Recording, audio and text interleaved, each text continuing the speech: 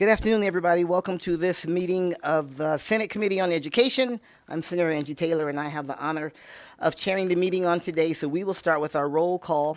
Madam Secretary. Senator Buck. Here. Senator Cruz Crawford. Here.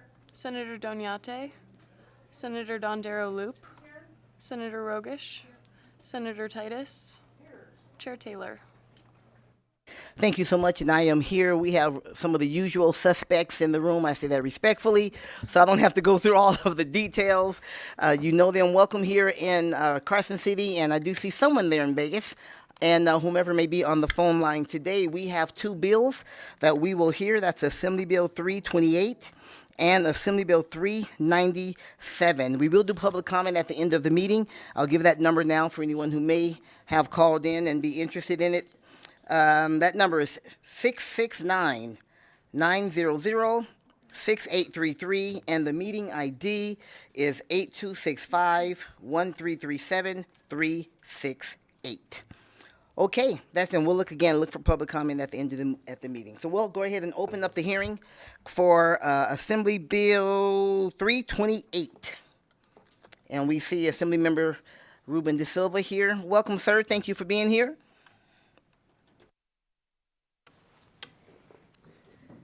Thank you, Chair and Committee.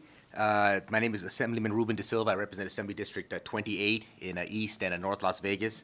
I may also be having Senator Neal joining me to also present today. But again, I have in front of me Assembly Bill 328, and I'll be working off of the amended language.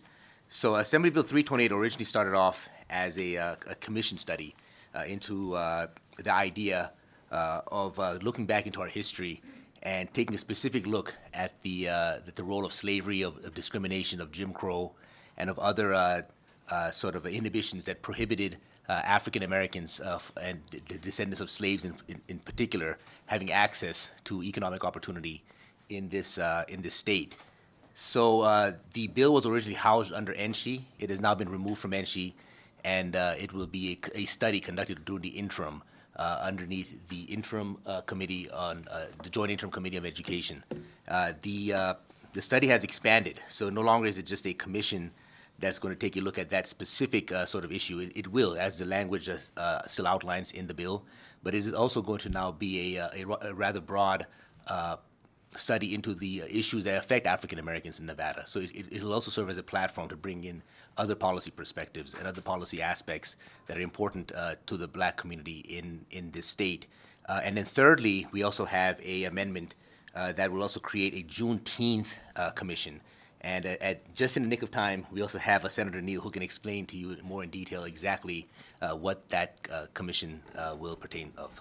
Thank you, Assembly Member. We'll welcome Senator Neal, and then note that Senator Doniate has finished his presentation and has joined us. Senator Neal, welcome.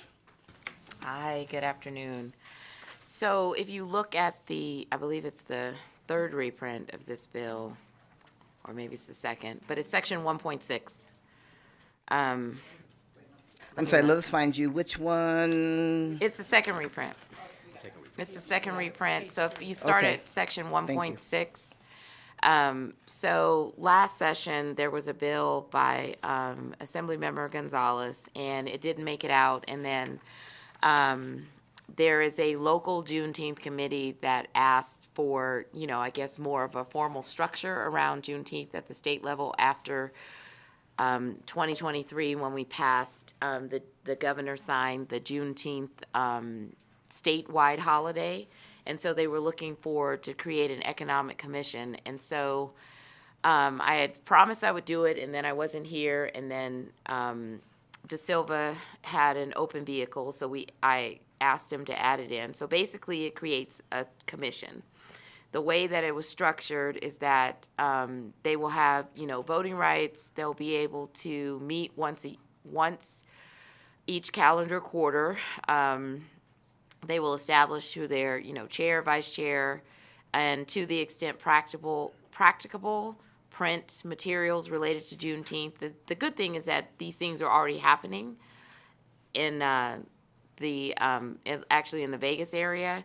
And then in section 1.8, the Education and Economic Fund is kind of different. It's basically gifts, grants, gifts, bequests, grants, and then where it's feasible, if there's a local government that historically is celebrating Juneteenth, then they can ask for them to participate in trying to assist in the funding. We already know there's pretty much only one city down south that's like annually investing in a Juneteenth, but just trying to figure out a way to how they would get money, because there is no money at the state level. And so this was the way in order to try to at least get the policy out, and then they can work out the money in the interim.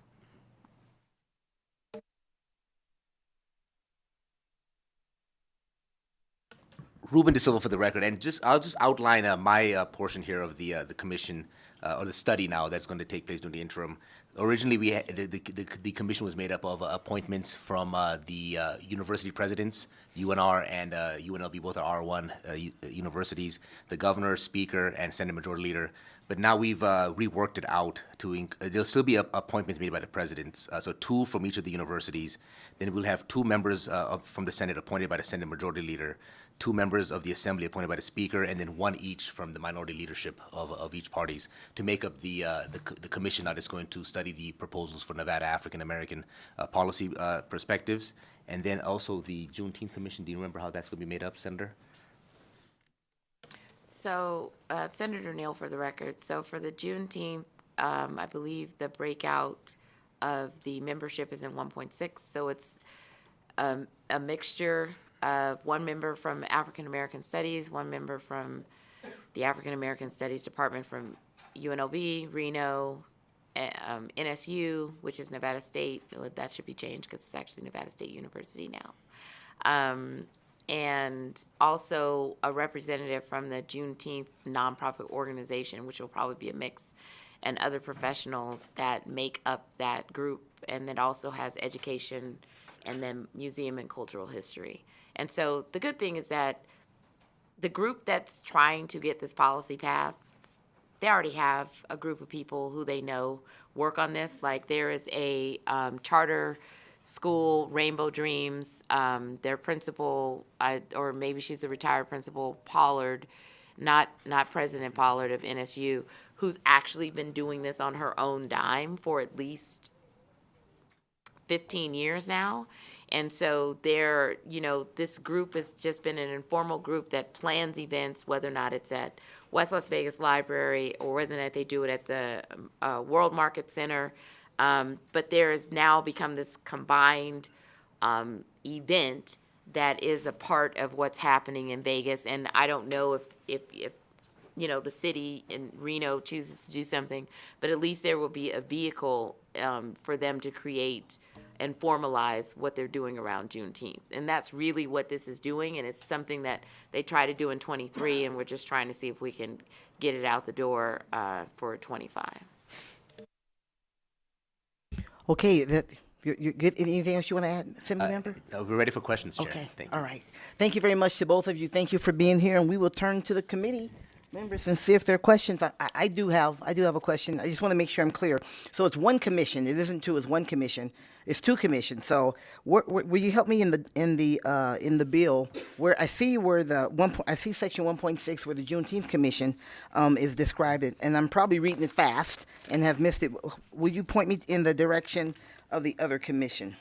It's in section, Senator Neal for the record, it's in section 1.9. 1.9. Okay.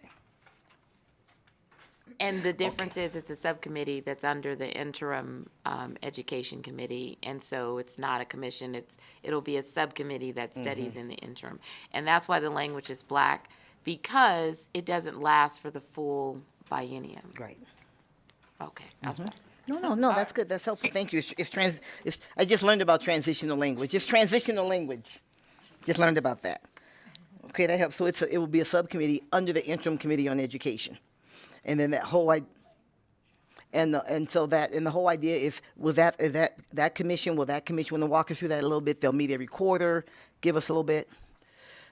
Yeah, there's thank you, Chair Ruben De Silva for the record. So it's an interim committee that's going to meet during the interim, and it terminates at the end of the year 2026, I believe, and then they'll be coming to us, to this legislature, with proposals that we should all consider. We don't, again, there's no sort of a legal standing here. They aren't mandating any sort of policy that needs to be pursued.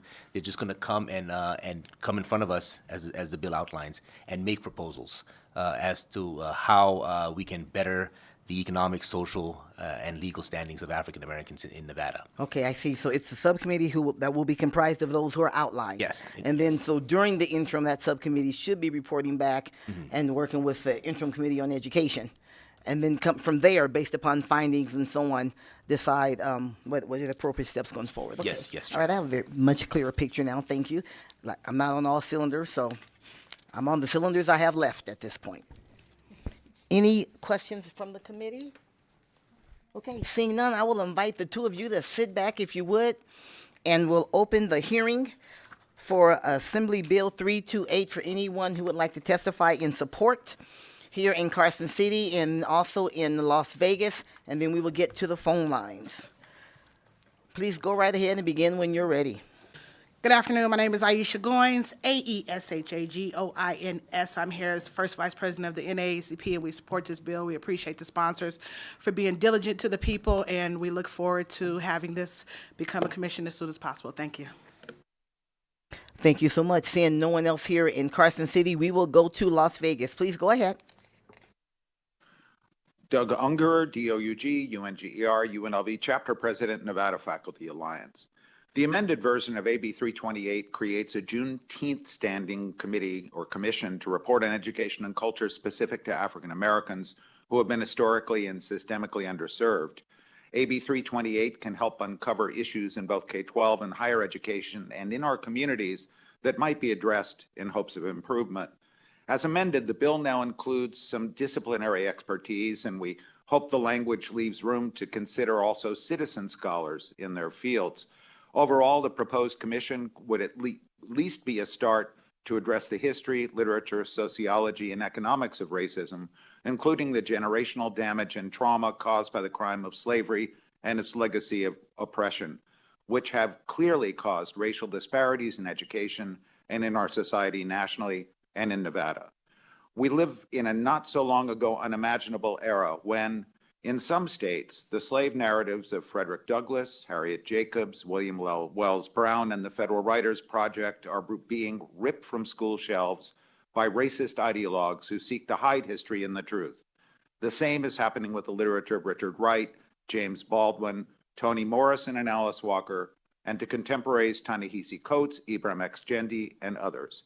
In this sad era when truth is every day erased, AB 328, if implemented as intended, should be a positive effort toward its preservation. The Nevada Faculty Alliance stands in support and in solidarity. Thank you. Thank you so much, Mr. Unger. Seeing no one else here in Las Vegas, we will go to the phone lines. AVH, do we have any testimony in support of Assembly Bill 328? Thank you, Chair. The public line is open and working. However, we have no callers at this time. Thank you very much. Now we will open up the hearing for any opposition testimony here in Carson City or in Las Vegas. And AVH, I'll just check in with you again. Any callers? Chair, we have no callers at this time. Okay, thank you very much. And neutral testimony here in Carson City, in Las Vegas, and AVH. One more time. Chair, we have no callers at the time. Okay, thank you very much. I will ask if I do have a question. So if either, I know, sorry, dang, I know. No closing comments. You're about to leave. I know. I have a question. No, dang. Just question now, because of the change, I think this is for you, Assembly Member, because of the change in the Juneteenth Commission now really being the subcommittee, as a point, is that where the fiscal note still? Can you talk? I know this isn't a fiscal committee, but they're kind of connected, and you just came out of fiscal, so yes. Thank you, Chair. Ruben De Silva for the record. So there was an original fiscal note on the bill, but that was removed. That was the from fiscal NC, note yeah. was put onto the bill by NSHE, but because now it's going to be a study, and we do have money allocated for several studies during the interim, there will not be a fiscal effect because of this bill. Okay. Please, Senator Neal for the record. Please, So go my understanding is that we have 6 studies that we potentially fund, and then the way that Assemblymember De Silva's bill moved was that he would be one of the studies. If this, in the wisdom of this committee, chooses to pass it, then it would be one of those studies. Okay, Vice Chair? Thank you. I think I understand what you just said. So there was a certain amount of money for studies, and as if they were, did they fund them according to how the bills passed, or how the bills were heard, or how the bills were what? Senator Neal, for the record, that is an excellent question that I believe that the Assembly Chair of Ways and Means would have to answer. Okay. Because I'm assuming that she put it in there in order to move this bill, but in all things money, I don't know. Okay. Well, in all things money, I don't either, so we'll find out. Oh my, it's worse than we thought. It's worse than we thought. All right, seeing no further questions, thank you for coming back. Any closing comments? Thank you, Chair. I just have one close, and this is an important statement to make, I think, because I've got a lot of emails about this bill. This bill is not going to mandate any sort of cash payments or anything like that. There's talk in there of restitution in this language. It is simply a study to go back and look at the role that Nevada may have played in some discriminatory elements of our history. I mean, this was the Mississippi of the West. There's a lot of evidence there. All this bill does is now look at it, and based upon that study, there'll be some policy proposals recommended. But again, there's no need to enact, no mandate to enact on those policy proposals. It is only to study, find truth, create new pools of data and research, and that I think would be a great boon for the state. Thank you, Chair. Thank you so much to the both of you. You can leave now, Senator Neal. Thank you both. And now we will close the hearing on Assembly Bill 328, and now open the hearing for Assembly Bill 397. And I see Assemblymember Watts has joined us. Sir, please go right ahead when you are ready, and thank you for being here. Welcome. Thank you very much for scheduling the hearing. Chair, members of the committee, for the record, I'm Howard Watts. I represent Assembly District 15, right in the heart of Clark County. It's my pleasure to present Assembly Bill 397 for your consideration today. I'm going to try and keep it quick in providing some background on this.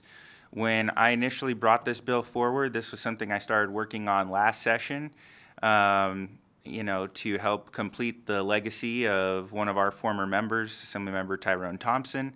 During his time in office, he established in law a tuition fee waiver for homeless youth. That was a discretionary program, and so that goal had not become reality, and so I brought AB 397 to ensure that this waiver program could be set up. At the same time, I think the chair and the members of the committee are aware there's been ongoing conversations about tuition fee waivers in general, and how we try to standardize some of those requirements and provisions across different waivers. And that's a conversation that's been going on throughout the entire session. I know that there were a couple of other bills that we're trying to work on that. Ultimately, now this is, in my opinion, the waiver bill.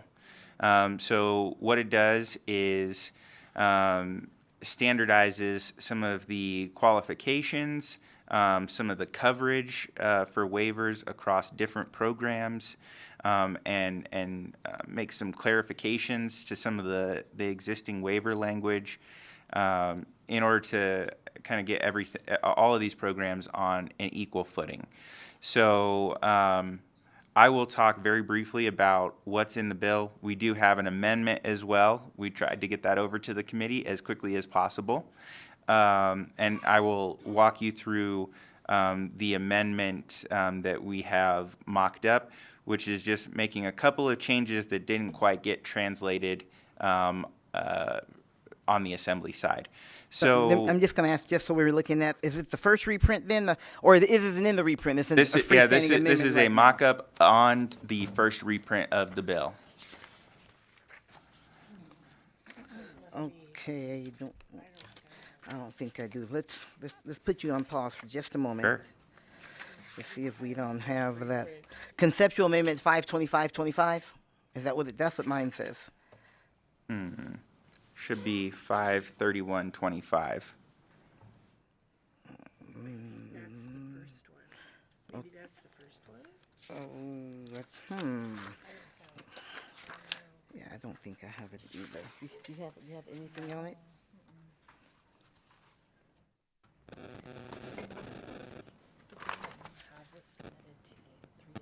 The, okay, it sounds like the one that I have that says 5/25/25 was submitted through Waze a couple of days ago. Two Ways. Yeah, so we sent one, we've been working on it this morning, and so we sent, and I just resent to the committee's email the latest amendment that we have, dated today. Well, yeah. So What we we should can do? take a- We're we can gonna take take a recess because take a recess so we can all look at the same Yeah, thing. because we don't want to say, okay, we'll look at that later. That sounds It will be great. Wednesday. Thank you, Chair. Okay, we'll be in brief recess. Thank you, Jen.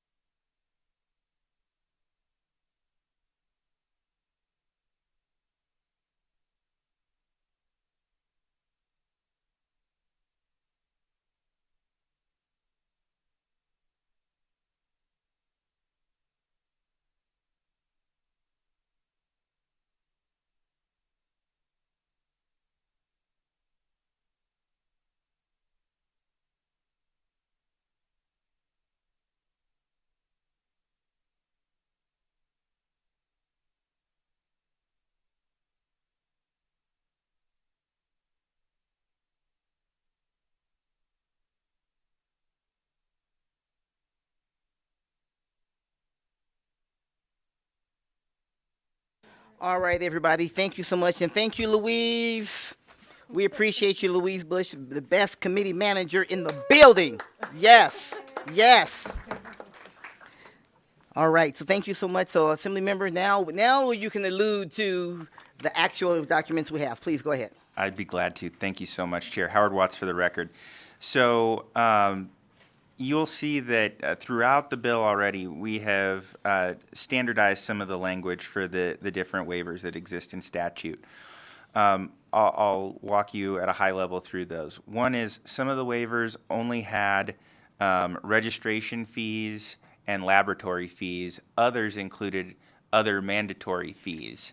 And so those are fees that are also included when a student registers for a course, but do not count as the registration fee itself or a laboratory fee. But they are mandatory. And so we standardized across all the waivers that those other mandatory fees would be included as well. So you will see new additional language to that effect. One of the other things that you'll see is a chunk of language that basically qualifies how these waivers work as a last dollar program. So that means after federal grants, state scholarships, and other assistance comes in, the waiver comes in at the end of that to provide whatever additional dollars are needed to ensure that the student does not have to pay any of the costs for the registration for their classes. And one thing that was really important is we wanted to make clear that if you also qualify for federal loans, we understand that is a type of financial assistance, but we did not want that to be included. And so this new language clarifies that, and that has now been incorporated across all of the waiver programs. Additionally, we had several, but not all of the waivers that required students to fill out FAFSA or the alternative form for financial aid that NSHE has. And again, as part of having this be a last dollar program, we want to make sure that students are seeking the other forms of financial aid that are out there. So we have now included those requirements across all of the waivers. In addition, the waivers had, I believe all of them had a GPA requirement. We are modifying that to the satisfactory academic progress standard that exists in federal law. It actually includes the same 2.0 GPA, but it is a more comprehensive kind of framework, and it's aimed at ensuring that students can complete their program within 6 years. And so this really is aimed at, instead of just setting a very hard GPA line, it's about how are we going to make sure that these students are progressing to complete their program if they're receiving these waivers. So I believe those are, so you'll see that across multiple sections we have added language that I've just described, streamlining that. The one waiver that we have not made some of those changes to is the Native American fee waiver. We did, there was already a FAFSA requirement. The mandatory fees were already covered. We did move from the GPA to the satisfactory academic progress. But one of the issues is we wanted to kind of clarify which students would be eligible for this waiver. We made some adjustments to that last session. Our goal was to make sure, particularly for members of Nevada-based tribes, some of the members of those tribes do not live within the state, and so we wanted to make sure that they would be able to get this waiver. There were some issues with how that language kind of came through, and so we were looking to tighten that up. And so if you'll look on, this is now in section 1.8 and page 15 of the amendment, you'll see we modified the applicability. And so the person has to be a member or descendant of a federally recognized tribe. They have to be eligible for enrollment in a school within the system. And then they have to meet one of the following categories. So they have to be a member or descendant of a Nevada-based tribe, no matter where they live. So if they're a Nevada resident or if they live on the tribal lands that are in Utah or Idaho, one of the surrounding states. Doesn't matter what their residency is, as long as they're a member or descendant of a Nevada tribe. Or they need to be a Nevada high school graduate, have completed the high school equivalency assessment. So again, we also know that we've got students that are born, raised, growing up here. They are indigenous, but they might not be a member of a Nevada tribe. So this is making sure that they are covered by this program. Or an enrolled high school student, because this covers dual credit, this particular waiver as well. Or a former attendee of the Stewart Indian School, again, because anyone who there were folks who came from all over to attend that school at certain times forcibly, and so we want to make sure that all of those populations are covered. There is language as well to make sure that anybody who didn't fit into those categories, who is currently receiving a tuition waiver, is held harmless. So they will still continue to receive the waiver that they are getting if this would impact their eligibility, and they'll have it for 6 years to be able to complete their program. And let's see, we made one minor tweak to some of the language in the homeless youth fee waiver in this amendment as well to align it with federal definitions.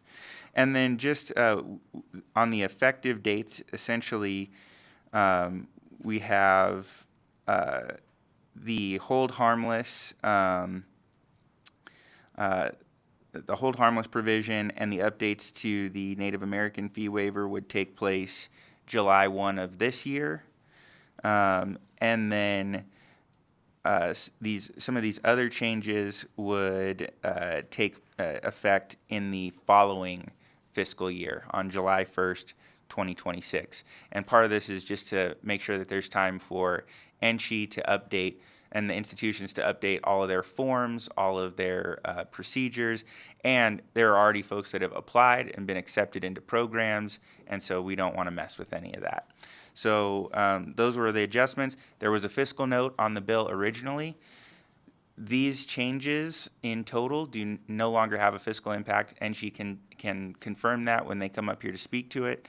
But I would say some of these would have a slightly increased cost, but some of them will help save money, including the fact that we're making sure that students are seeking and pulling in other forms of financial aid on the front end. So that is the bill. I'm glad to answer any questions that the committee may have. Thank you. Thank you, Assembly Member. We certainly have questions from the committee, and then I'm going to ask Madam Chancellor if she'll come forward, because I'll have a couple of questions for her as well. Please, Senator Titus.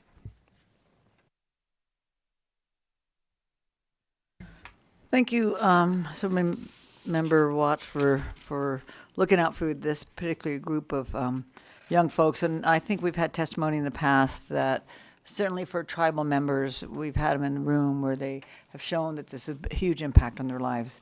My question is regarding on your amendment that I'm following on would be page 4, where you strike the accountability component for me. It's a person to whom a waiver is granted, assigned, or reassigned must. 6 sub 6. Yeah, so it's page 4, number 6. So you strike that they have to maintain a 2.0. And I don't see any section then that you replace it with some accountability. And I'm just wondering, can they go indefinitely, or is there no, do they have to show up? Where's the accountability? I mean, I'm supportive of it, but they take, if you're going to go there, I would want to make sure that they want to be there and they're not replacing somebody else. Thank you, Howard Watts, for the record. Yes, and there's a lot of language being changed, so I appreciate the question. So while that's being struck out, if you look below, so now that subsection 6 has additional paragraphs and subparagraphs under it, and so if you now look at maybe 6B, it says meet satisfactory academic progress and then references the federal code regulations.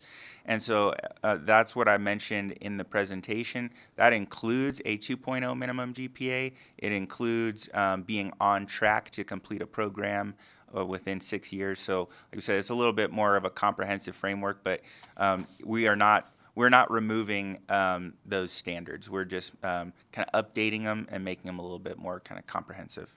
Great, thank you. Thank you. Thank you, Senator Titus. Other questions, sir? Thank you, Madam Chancellor, for coming forward. Just a couple of questions. Can you talk a little bit, because we talked, I was one of the ones that had the waiver bill, and it was like, wow, this is a big undertaking. I'm going to have to do this in the interim, and you've done quite a bit of work, so thank you, Assembly Member. Just can you talk a little bit about, we had, when you and I were discussing this among other things, right, we talked about the being last in versus being first in. God bless you. Being last in versus being first in.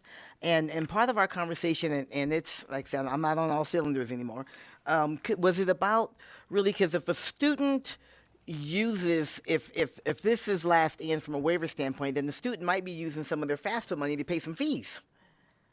Right? Can you talk about that a little bit?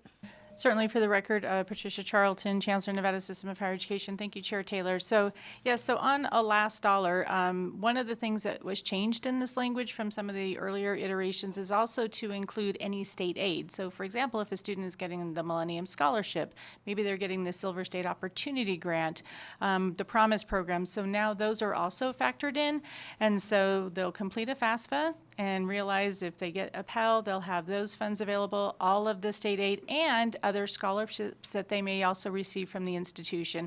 And so our goal really is to minimize, if not eliminate, any opportunity that a student would be required to take a loan to complete their education. And so this is really, I think, a good place for us all to land. And it does, as Assemblymember Watts mentioned, does negate the fiscal impact of the additional add-on, because we believe that as we ramp up and implement these, we'll be able to realize savings. Because some of these will actually implement a little bit later.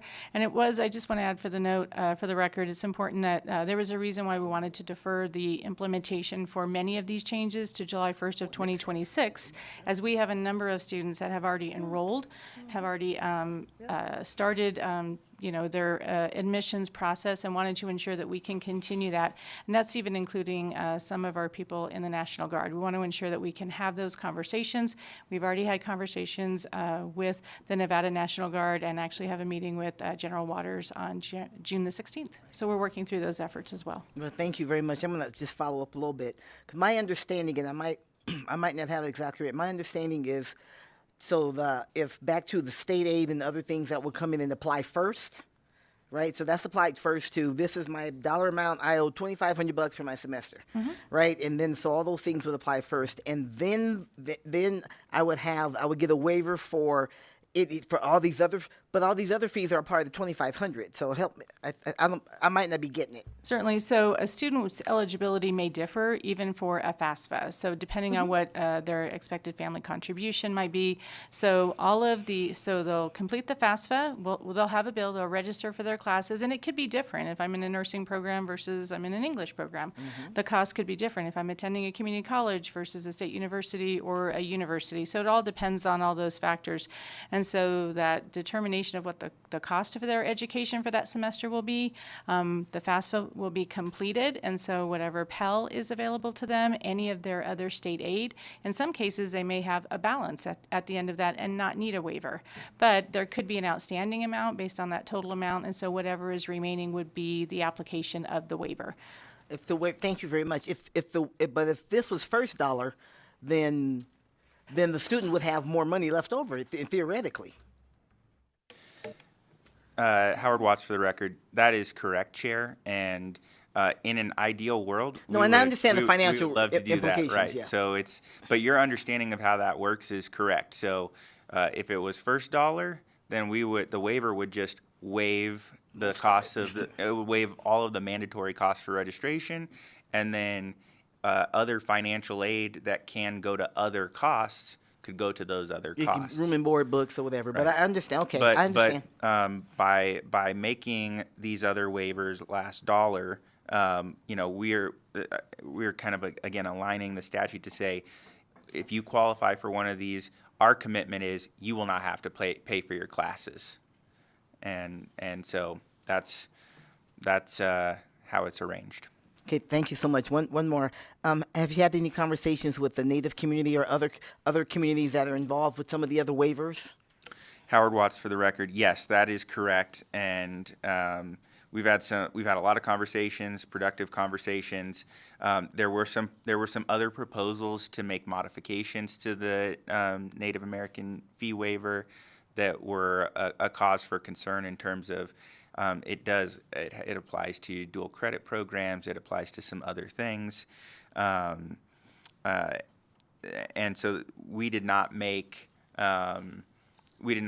other changes to that program based on some of the concerns and feedback that we had.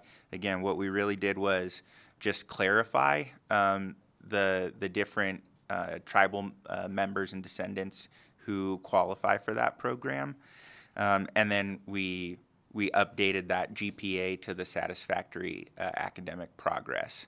And so I think through those conversations, making those clarifications, but then not touching the rest of that particular section was something that we were able to get to a good place on. And then being last dollar also helps to mitigate the expenses from that kind of coverage. So in the case of, for the record, Patricia Charlton, so for the record, in the case of the Native American, it still remains a first dollar. They will be required to complete the FAFSA, which can also give more potential aid, but it is still a first dollar program for the Native Americans. Okay, and that would probably be the only program then okay. That is correct. Okay, thank you. Understandable. Thank you so much. It got us to here. No, that was the barrier I ran into. It's like I'm gonna need some more time to work around this one. So that's good. We're a good compromise. Thank you to you both. Thank you to you both. Senator Cruz Crawford. Thank you, Chair. I appreciate you bringing this forward, Assembly Member. I've been concerned about this ever since being a regent when I saw that I think we went last year from $3.4 million in waivers to like almost $8 million this year. And a lot of people didn't know when I came in this building, as I was telling them, the schools absorb that cost. So I think this is a very fiscally responsible change, but also giving more to the students with those additional fees. So I appreciate the compromise. So 2 questions real quick. Admission support. Obviously, students are going to have to navigate multiple pathways, right? My daughter gets the Millennium Scholarship. She gets a few other things. And if she would receive a waiver, she'd need to know how to apply through those. What type of supports are going to be in place to help the students navigate those so we do get the biggest bang for our buck? And then my second question, I'll just put it together so you don't take much time. Do students still get the waiver for a class retake of a failed class? And that's it. If they fail a class and then retake it, do they get the waiver? So for the record, Patricia Charlton, and so on the first point, navigating all of these different potential funding sources, that's actually why we wanted to standardize the programs so that it made it easier for students and for the institutions to administer. As they become eligible, as they're completing the FAFSA, all of these other sources of funding, Millennium, Promise, there's a hierarchy on how those are kind of considered. And so that will actually make it a lot easier for the student and for the institution to administer and to be able to communicate. On your second question, I am going to have to just get back on that one because it may determine. So for example, the federal financial aid Title IV funds typically does not cover a retake of a class because technically the federal government would consider that they've already paid for the course. So I will get back to you today on those specifics. And Howard Watts for the record. So I just lost my train of thought. Late. Can you repeat the first part of your question, Senator? Yeah, I was just asking about the supports. And then the yes. second part was if the waivers pay for a retake of a failed course. Yes, so we'll get back to you on that second point. On the first point, you'll hear from some of the institutions as well and some of the things that they do. And again, since all of these with the exception of the homeless youth waiver, are already in existence, the institutions do have experience working with these different populations. And so I think the goal is that by streamlining these, it makes it a little bit less complicated, and then both the system can work with the institutions, and the institutions are have programs, especially with these populations, these student populations, to try and help them get all the different support, financial and otherwise, to complete their programs. And I think we've got a couple of folks from institutions who can speak to that when they come up to testify as well. And for the record, Patricia Charlton, if I could just follow up on the point, in a good example, I think with us working with the Nevada National Guard, we'll actually be able to help them to realize all of the other availability that they may also have. And so there is that opportunity, and we're looking forward to those conversations with them. Thank you. I know we only have like one benefit manager at our Reno base, but if they can partner with the VA centers within the institutions, that would be great. And I know some smaller institutions might not have as much resources, so they could partner with other institutions. So I'm looking forward to the work that comes out of this. Thank you for bringing this bill. Senator Rogich. Thank you, Chair. Thank you for bringing this bill. I have a quick question with regard to adult part-time students. So as a working parent, I went to college at night. Would this program apply? Because perhaps the person cannot finish within that 6-year time frame, or they may take a deferment of a year for whatever reasons or responsibilities they have. Certainly, for the record, Patricia Charlton, Chair Taylor, through you to Senator Rogich. So yes, at this time, I will say at this time, federal financial aid is available on a part-time basis as well, but even still, if a student met one of the criteria and didn't qualify for financial aid but applied, the waiver would still be eligible. Satisfactory academic progress is measured in many different ways. The GPA, what we call PACE, which is the progress, as Assemblymember Watts was indicating, but that also, particularly at the community colleges, is factored in based on part-time versus full-time attendance as well. So it does really benefit the student and their ability to complete the program. The goal of the satisfactory academic progress is to ensure that they are being successful and continuing to meet. So for example, if the GPA falls below 2.0, then perhaps there's some other support that they need to do or some focus to ensure that they can pass their classes and be successful. So we want to give that extra help to them. And there is an opportunity for them to improve if they fall below a little bit, but the institution has that ability to work with every student on a case-by-case basis. Okay, committee members, any more questions? All right, seeing none, and thank you.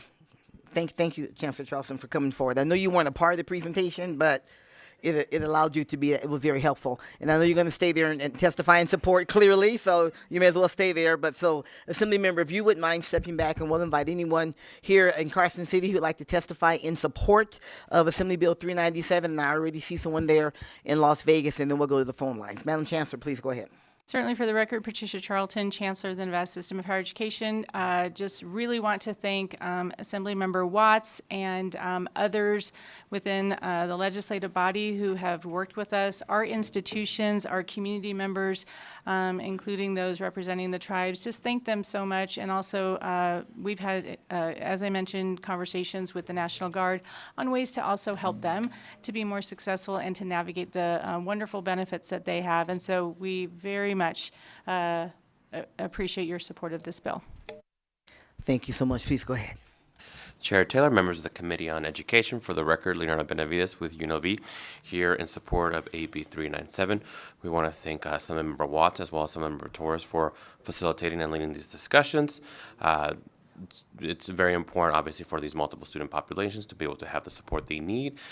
In particular, in regards to the Native American students, we continue to be supportive in making sure we grow our Native student population. I do want to note that we do have, that this doesn't, as we intend to look at Nevada tribes and Nevada high school students, we are still continuing to have partnerships such as the one with San Manuel tribe that we appreciate as well, and we don't want this to, and we're not making sure this doesn't affect that, and we continue to work with them together on that and support for our students. I do want to note that as our new president, Chris Heavey, intends to also make the rounds with tribal leaders during the interim in order to reiterate our commitments and continue the effort to help Native American student enrollment and the support here at UNLV. Thank you. Thank you so much. Please, good. Mr. Irving, please go ahead. Kent Irvin, ERVIN, Nevada Faculty Alliance, in support of AB 397. The NFA supports low tuition for all students, and we support fee waivers for deserving groups as a policy matter with a couple of criteria. First, students should have a significant nexus with Nevada. It has been legislative policy for entry funding formulas to only count student credit hours for Nevada residents. With online courses, especially without Nevada residency requirements, we could be giving free courses to millions of students all around the country. For example, there was once a fee waiver bill for any veteran anywhere. We are encouraged that the more complicated residency considerations for indigenous students appear to have been worked out with those communities. Second, fee waiver mandates need to be fully funded. Otherwise, program funding is not available or fees for other students have to be increased. As I understand it, the last dollar provisions in AB 397 reduce the cost of current waiver mandates, but the underlying cost of all fee waivers still need a regular funding mechanism in the budget process, and I hope that gets worked on in the future. Finally, regarding the repealed sections of NRS 397, we are neutral and we do not claim a stake. Thank you. Thank you so much, Mr. Irvin. Please go ahead. Hello, Senate Committee on Education. My name is Will Adler. I'm here in representation of Pyramid Lake Paiute Tribe and Duck Valley Shoshone Paiute communities. I just want to point out that Duck Valley is a border tribe that does have a community on the northern half of the tribe, which is in Idaho, and the southern half in Nevada. Some of these terms and terminologies are very important to folks, and having a good balance between the realities of limited resources and the need to compromise for what we have to do to keep higher ed going, and really trying to value the people where they're at and the communities where they're needed. So I just want to say thank you for the compromises in this bill, and thank Assemblyman Watts for bringing AB 397 forward. Thank you so much. Full support. Thank you, Mr. Adler. Please go ahead. Michael Flores on behalf of the University of Nevada, Reno. I want to thank the Assembly member and also want to thank Mr. Adler for his comments because, since President Sandoval took over as president, we have really invested a lot of time and effort into working better with our tribal communities. We have now an office for Indigenous relations and host a tribal summit on campus. I'm really proud of this work and have seen this program really grow at the university, and just really grateful for all of the work that has gone into today. So thank you. Thank you. Please go ahead. Thank you. Good afternoon. Clarissa Coda, Vice President of External Relations and Campus Operations, College of Southern Nevada. I'd like to thank Assemblymember Watts for bringing this forward, and we are in full support of this. I can tell you that we have an incoming new president coming on board, Dr. Klippenstein, and he has stated that he is very interested in helping us to support better our tribal communities, and so this will go a long way for us to be behind his initiative, and we're looking forward to that. So we're in full support. Thank you so much. Thank you so much for being here. Seeing no one else here in Carson City, we will go to Las Vegas. Please go ahead when you're ready. Doug Unger, DOUG, UNGER, UNLV Chapter President, Nevada Faculty Alliance. And thank you for hearing two bills that I care very much about by the luck of the draw of the Senate or the wisdom of the Senate. AB 397 will expand NC tuition and fee waivers to students who have suffered homelessness and who have been, since the age of 13, severely at risk this way for an extended period of their lives. I have personal experience with this circumstance, would have qualified for the waiver had it been in existence in my youth. But more importantly, I administered, and with a group, the International Institute of Modern Letters, programs up until 2008, every other year that put focus on just this population through a Writers in the Schools program that was partly funded by initiatives of this legislature. So I can tell you something of this population personally and as an educator. What kids out there without a home and family structure, or who are out in the streets sleeping in doorways or in less savory places, most need is to be seen, to be recognized, to be reached out to with an offer of hope. AB 397 will help with this outreach, will help to restore self-worth, will help to provide opportunities for these so often unseen youth to pull themselves up out of poverty and neglect and do what they know from an all too young age, what they must do, which is to shape their own futures through education. Your approval for AB 397 in cooperation with all the good people at NSHE can assist them in doing this and so help to transform lives. The Nevada Faculty Alliance supports. Thank you.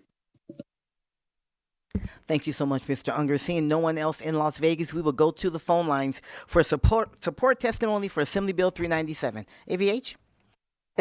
Thank you, Chair. To testify in support to Assembly Bill 397, please press *9 now to take your place in the queue.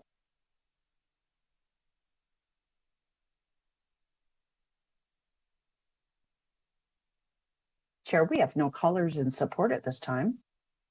Thank you so much. Now we will go to opposition testimony. Seeing any opposition testimony, seeing none here in Carson City or in Las Vegas, we will go to the phone lines. AVH? Thank you, Chair. To testify in opposition to Assembly Bill 397, please press *9 now to take your place in the queue.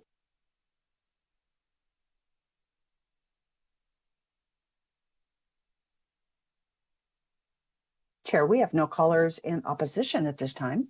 Thank you, AVH. We'll stay right here with the phone lines and for neutral testimony. Anyone on the phone line, neutral testimony for Assembly Bill 397.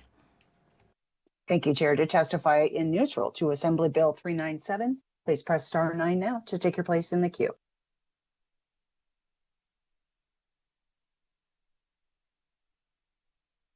Chair, we have no callers in neutral at this time. Thank you so much, AVH. And we see no one else in Las Vegas or here in Carson City. So, Assembly Member, any closing comments?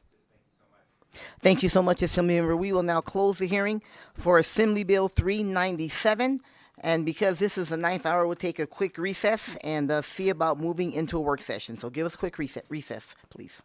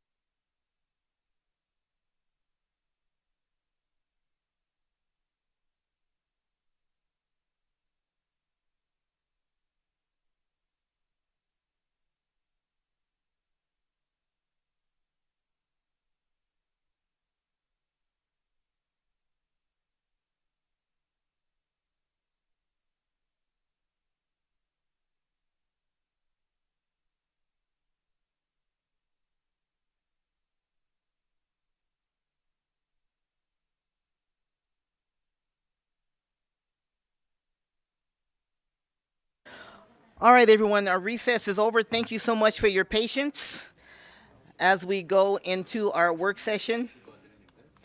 And what I will do is just a huge thank you to our staff who just on the dime got us the information that we needed. Miss Louise, and even though she thought I said we weren't having the work session, she had the work session documents anyway, because that's what I said, but it's not what I meant. Yes. So she got a chance to read right through that and make sure that we were prepared. So we will go to our policy analyst, Ms. Sturm Gaynor. Thank you, Chair. Jen Storm Gaynor, Committee Policy Analyst. Again, as a reminder, is nonpartisan staff. We do not advocate for or against any measure. The first bill is Assembly Bill 328, which creates certain commissions and subcommittees for the purpose of educating the general public concerning certain cultural affairs relating to African Americans. We heard this bill first today, and at this time, there are no proposed amendments.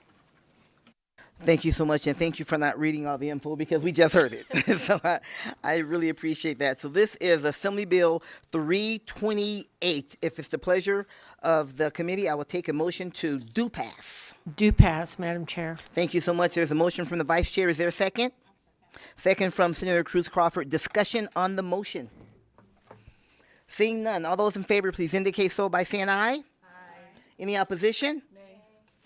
We have opposition from this, show it from to Senator Buck and Senator Titus, and I will give that floor statement to Senator Neal. Okay, we will go on to the next, Ms. Sturm Gaynor. Thank you, Chair. Jen Storm Gaynor, Committee Policy Analyst. The next bill on work session is Assembly Bill 397, which standardizes the provisions and qualifications of certain student fee waivers. There were several amendments proposed, which we were able to make copies of, and they're also available on the desk next to the Secretary's desk and on Nellis. And in addition to those presented by Assemblymember Watts, there's another amendment to add Senator Taylor as a primary co-sponsor. Thank you. Thank you, Ms. Sturm Gaynor, because I was one of those that had a waiver bill, so this gives me a chance to help see it home. So, if it's the pleasure of the board, this is amend of the committee. This is amend and do pass. We have a motion from Senator Titus, and you sleep. You got a yay. Got to get those cylinders going. That's Second. Right. Thank you so much. We have a motion from Senator Titus and a second from our Vice Chair. Any discussion on the motion? Okay, seeing none. All those in favor, please indicate so by saying aye. Aye. Opposition? The motion carries, and I will give that floor statement to myself. Thank you very much, everyone. I don't know. There's a rumor that we have a couple more coming, so. Oh, I will. Thank you so much. Go ahead. So I don't know if that would be. I wonder if we should recess. What do you think, Vice Chair? Why don't we recess in case we get a chance to come back and do them today?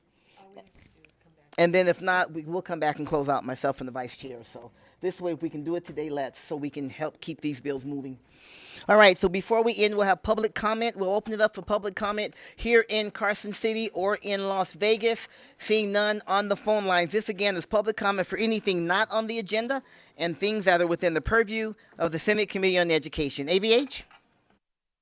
Chair, the public line is open and working. However, there are no callers at this time. Thank you so much, AVH. We appreciate it. Thank you so much. We will be in recess, and just stay tuned.